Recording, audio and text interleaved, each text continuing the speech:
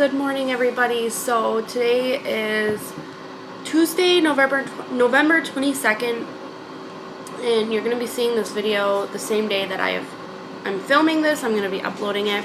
It's just kind of an update video, share with you guys where I am, what's happened, just kind of catch everybody up. If I sound sick or congested, I'm not sick. I mean, I guess I am sick, but I am very congested. I have a cold, but it's going away now. So anyways, I just want to start this video off by saying we're home. We've been home since Saturday. So if you saw, I posted on my community tab and just shared with you guys that we were in the children's hospital. Blaine had come down with RSV. Actually, 5 total viruses. So RSV and pneumonia were 2 of them. Sorry, making coffee if you hear that. And yeah, so that ultimately is what put us there. But I just thought I'd share Blaine's story, what exactly happened. Just I guess to raise awareness in a sense too for when it comes to RSV, because I feel like we all know RSV, it's dangerous, it can kill a child, but you don't really think about it and you don't really realize it until it's happened to you or someone you know. And that's, I feel like, the situation that I was in. I knew it was dangerous, but honestly, I thought it affected basically 1 and under. I didn't realize that Blaine, being 2.5 years old, was going to be so severely sick from it.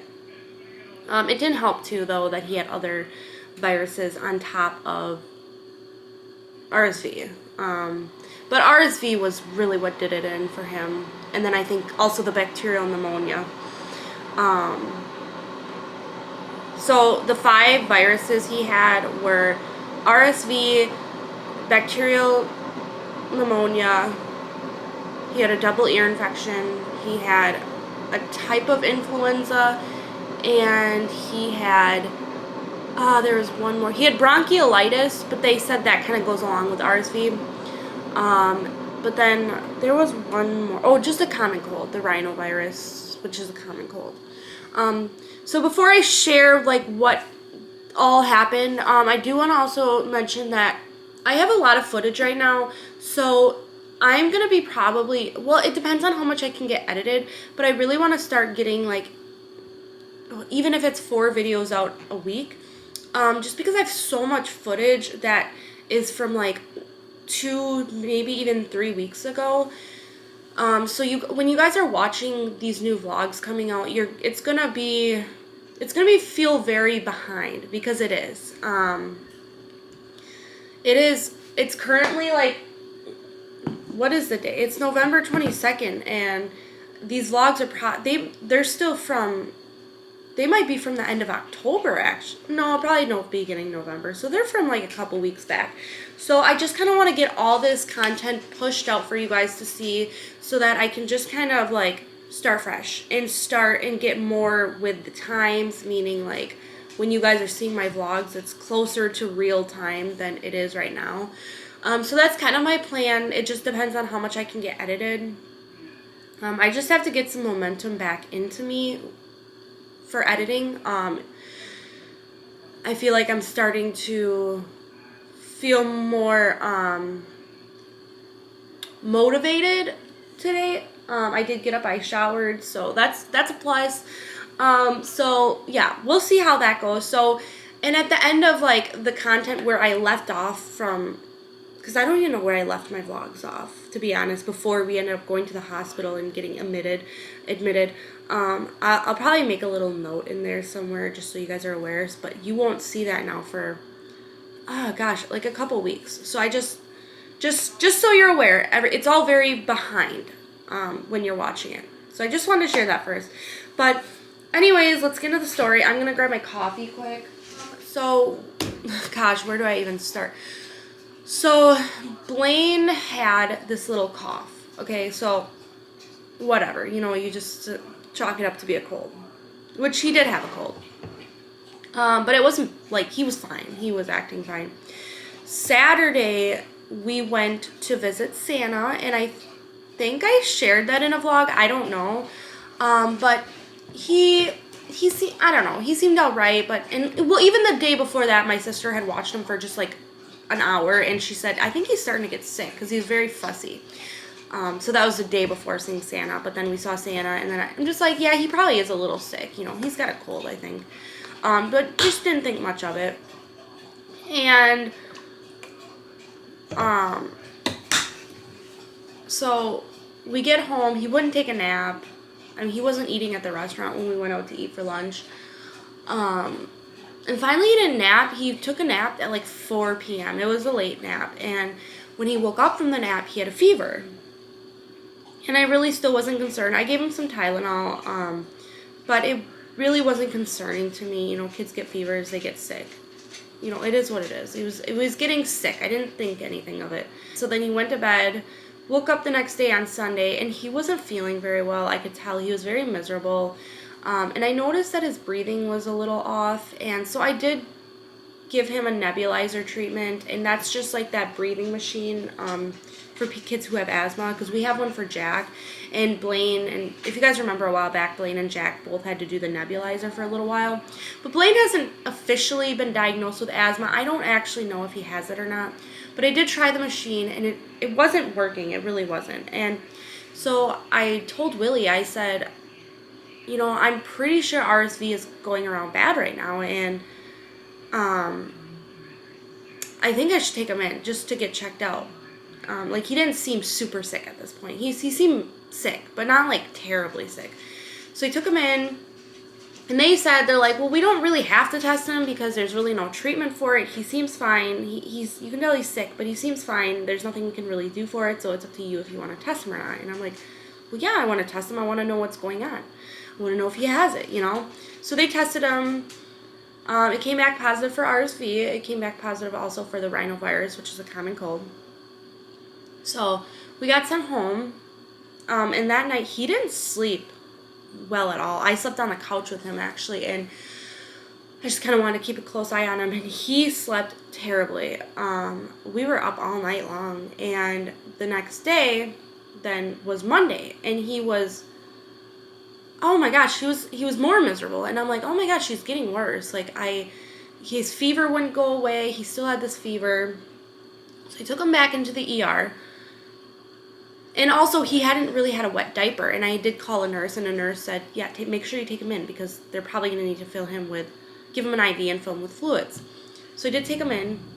They kind of gave me the option. They said, we can do one of two things. We can put an IV in him right now and fill him with fluids. Or we can give him ibuprofen and try to see if he will drink on his own. So, of course, you know, I chose the ibuprofen route because, I mean, I didn't want to put him through the IV and all that. Like, I felt bad, and I didn't want to do that. And, yeah, so we did that. And I guess I'm a little disappointed with the way that went down. They kind of left it up to me. I don't know if at that point he was severely dehydrated. Well, he couldn't have been severely dehydrated at that point, but I don't know anything. I'm not a doctor. I'm not a nurse. I don't know these things. So I didn't really like it. I mean, it's cool they, like, give you the option, but giving me that option, I feel that maybe they should have, like, because I know dehydration isn't good, but I guess I didn't realize the extent of it. And I really do feel that they should have educated me on it as a doctor. I'm losing memory, so I'm going to have, just a second. I'm losing memory on my camera. Memory space on my camera. And, excuse me, I just had a bagel. It says the storage is still full, even though I've got everything uploaded to my laptop, and then I deleted it off my memory card, so I don't know what's going on with that. But here's my camera. I don't know if you guys ever saw. So anyways, I left off where we were in the ER. I wish I had been a little bit more educated on the dangers of dehydration, which I feel like we all know it's dangerous. Of course we do, but I don't know. Whatever. I don't want to put the blame anywhere. Whatever. Because regardless, had he gotten those IV fluids, he still would have been sick. And the nurse said he still probably would have been in the hospital. So that's that, whatever. So we get sent home, or we go home from the ER then Monday. Again, I think I had Blaine sleep with me in bed that night. Blaine was not sleeping again, and he really, you gotta remember, like, he didn't nap the day before hardly. He didn't sleep the night before. And then that night he didn't sleep, and then waking up then Tuesday, he didn't sleep all day Tuesday, and this kid was miserable, you guys. He was miserable. Like, he was, like, weak. Every time he tried to lay down to sleep, he'd get this cough attack. I mean, he was sick, and honestly, I wasn't even going to take him in. Because I'm like, I don't want to be that mom that keeps taking my son in, and they keep sending me home, you know, so I really waited, and his fever hadn't broke. Nothing was happening. He hadn't had a wet diaper all day long. So finally at like 6 p.m., I was like, I can't do this. I can't watch him go through this anymore. I need to take him in. I don't, you know, I honestly, I figured we'd get sent home again. But as soon as we got there, the nurse that took us in, she actually discharged us the first night, and she said, I'm glad I was here that night because I can see he's really sick right now. Like, he was a lot sicker. So we get him into the ER room, and his oxygen was low. I think it was like at 88. So he wanted to be to like, people say like 90 to 100, but I always thought it was like 95 and above. So I don't know. But he was at 88. So he was low. So he had to wear an oxygen mask, which, oh my gosh, he fought that so hard. You guys, he did not like that mask. And he's worn that mask here for like the nebulizer, but I don't know, he fought that really hard, and that was difficult. We had to just kind of hold it over his face and just do the best we could. But she also did get an IV put in, and he had got fluids into him. His lips were really dry, and I guess his eyes were like, they said his eyes looked like they were sunken in. He was really sick. He was really sick. It pains me to even think about like him in that state. And so anyways, the doctor came in, you know, and he saw he had a double ear infection on top of it. So then he did order a antibiotic. So they put that in the IV through his IV. And while we're there, the nurse did say, like, yeah, he's gonna have to stay, like, especially with the oxygen. He needs the oxygen. And so I figured we were gonna stay here right in my town, but no, they actually transported us through ambulance to the children's hospital, which is like a 45-minute drive. It wasn't like the ambulance was on, like the lights were going, like it was just a normal drive in the ambulance, but we needed the ambulance because he needed the oxygen, and they could provide that. But we waited for a while for the ambulance because they couldn't find an ambulance, believe it or not. Like in my town, they tried calling the ambulance, but they said they weren't doing transportation anymore. And I'm very shocked by that. Like, my child needed to go to the children's hospital, and you're just not doing transportations anymore. I wasn't really super thrilled about that, but it is what it is. We got there, another town came and picked him up and took him to the children's hospital.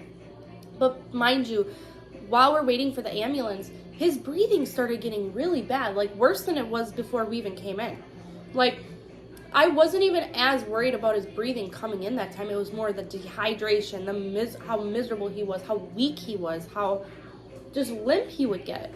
And so as we're there, his work of breathing, they keep calling it the work of breathing. Like, it was like his stomach going in and out really hard. And I'm like, oh my gosh, like I was getting really scared. And then the ambulance ride, mind you, was terrifying. Because I was like, I just want to get to this hospital. I want to get there. I want him to be okay. Like, the whole time we're in the ride, it's a 45-minute ride. And the whole time in the ride, I'm staring at him, nodding off, struggling to breathe. It was hard, and it was like 1 a.m. So I didn't sleep that night, by the way, because we didn't get to the children's hospital till 1 a.m. But anyways, yeah, so we got there, and he hadn't slept really for 2 days, just so you know. So he was tired. He was exhausted, this poor kid. And we get to the children's hospital. Oh, let me back up too. And also his IV that he had, he kept bending his arm and it actually ripped it. So they had to take that out, and which I was really like about, because I didn't want them to have to put another IV in him. I didn't want to put him through any more that he had to be put through. But anyways, so we get to the children's hospital. They're doing all their stuff. They're putting these IVs in. They tried it twice in this arm. The vein bursted or something, each of them, because he's so dehydrated. So they tried it twice and it didn't work, and I felt so bad. And then they did it in his hand, and he slept through the whole thing, through his hand, where it actually hurts more. He didn't even make a peep. He was so, you guys, he was so out of it.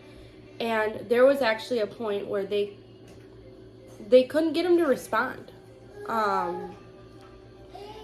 And looking back, maybe that was just how exhausted he was, but they got scared. Like, they called the doctor in, they quickly did a whole bunch of tests, and to determine if they needed to send him to the ICU, which would have been a 2-hour drive away from where we were, because they thought maybe he needed more than what they could provide.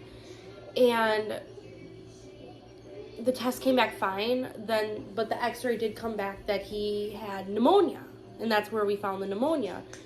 And then they did like a panel of a ton of different like sicknesses and viruses, and that's where they found like the other like influenza or whatever as well. So he was sick with a lot. But anyways, they were going on, and he did end up waking up, by the way. He did sit up. He slept for like a whole day or two. He slept, which was terrifying, because I mean, you're looking at your child and you're just like, all I wanted was to see him smile. I just wanted to see him smile.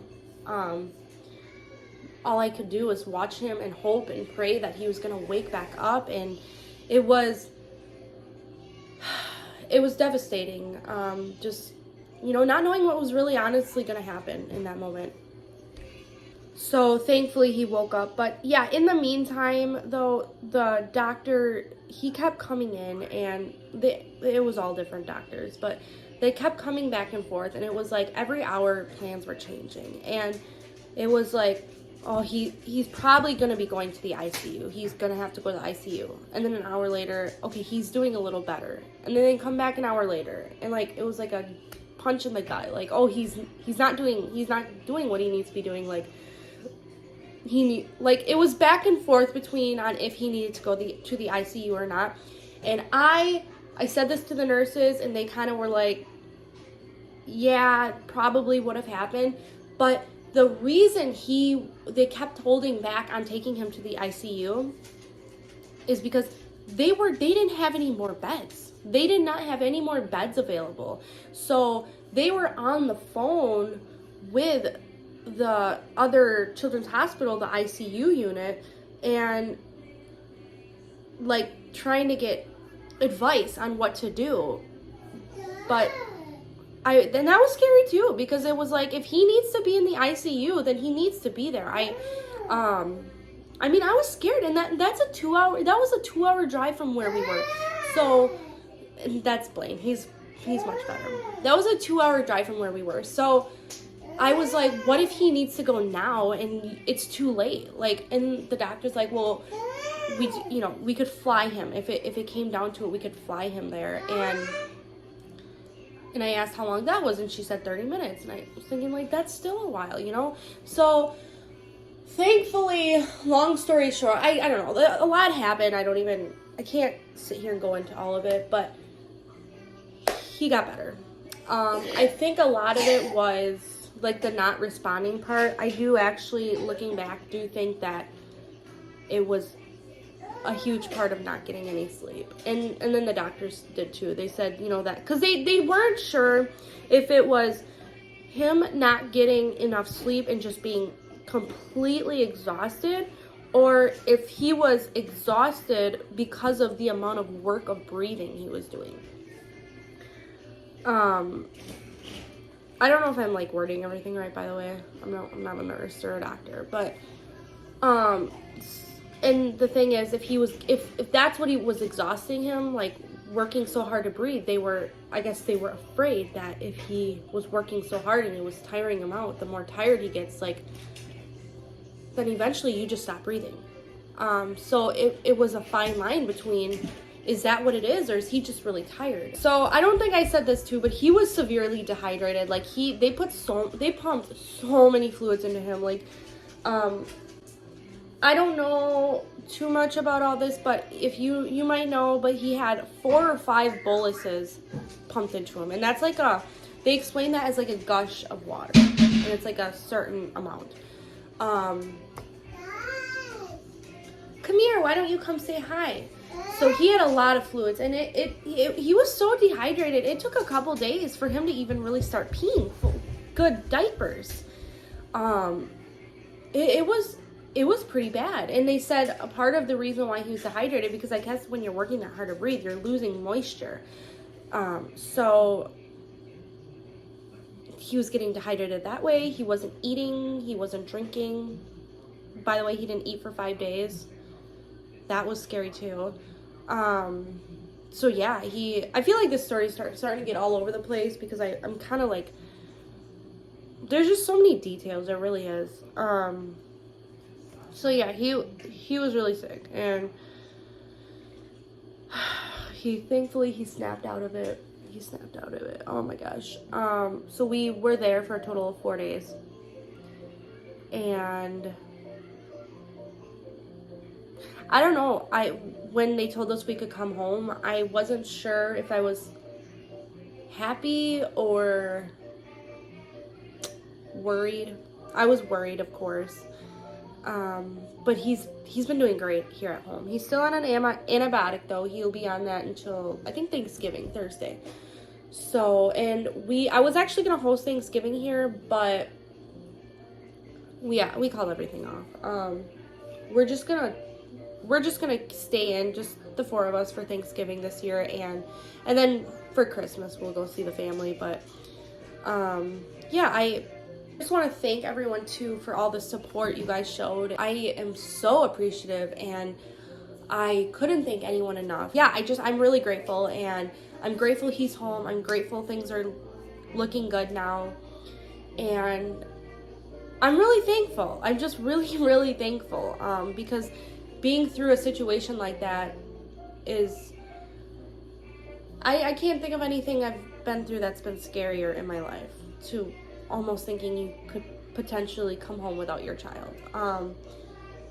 So he's here, we're home, things are good, no need to worry. I don't know if I'm forgetting anything. I know I'm forgetting some things that I wanted to share, but yeah, I don't know. There's just so many details. There's so much, but I did want to share this because I wanted to share like some awareness too, raise some awareness to this RSV, and that it's not just newborns that can get really sick with it. It's really any age. I mean, and honestly, I didn't know this either, but adults get RSV as well. Older kids do, obviously. Most people take it as a common cold though. That's how it reacts to them. It's just like a bad cold. And they even said Blaine may have had RSV before. But I think he had a lot of other sicknesses on top of it. And I did hear as well that most children by the age of 2 or 3 years old have had RSV already. Have had it. It's actually, the doctor said it's extremely contagious. Like, it's like far more contagious than even COVID is. yeah, and then I guess with RSV, so they have every 3 years they notice a trend where they have a peak of RSV cases. So this was like, so this year is a really bad year, and so the 3 years ago was another really bad year. So 3 years from now, it's probably going to be another really bad year. The doctor did also say, though, that she feels that there are more people being hospitalized this year with RSV versus the other, like, peaks. So I don't know why. I don't know what it is. I don't know if it's because with all the COVID stuff, you know, everyone wearing their masks, and these children aren't being exposed to these germs, you know. They haven't seen it, they haven't been through it, so their bodies don't, they're just learning all this. That's my theory, and that there was a nurse that actually had that theory, and yeah, and that's my theory on that, is just people weren't exposed to sicknesses anymore because we were all wearing masks. The stores were being super clean. We weren't going out as much, and so like these babies that have been born 2019, 2020 and later, like they're just now being exposed to things, and it's really hitting them hard. So I don't know. That's my thoughts. I just wanted to update you guys. I thought a video would be much easier than sharing this. It was a long video too, actually. I thought this was gonna be like a 10-minute video. My phone says I'm at almost 20 minutes. I don't know how much I recorded on my camera, so obviously a long video, but I just want to say thank you guys so much for all of your support, really. Through everything, through this, through my YouTube, I really could not thank you guys enough. I appreciate you all so much, and yeah. Oh, I also want to say, I know I still have all my Halloween decorations up. I promise you, I had planned on taking all that down last week. I've been really behind on everything. Obviously, we were in the hospital all week, but I did plan on taking it down last week, and it didn't happen. So I have to take it down this week. I'm not sure when. I'm really not feeling up to it today. We'll see. I'll take it down another day. I have to decorate for Christmas too, so, and I'm gonna get a vlog of that, so we'll see. So don't mind the scary mask or the scary guy, but I don't know. But anyways, thank you guys so much for staying to the end. If you're still here, I 110% truly appreciate it. I hope you guys have a fantastic day. I hope you guys stay healthy, and I'll see you guys in the next video. Bye.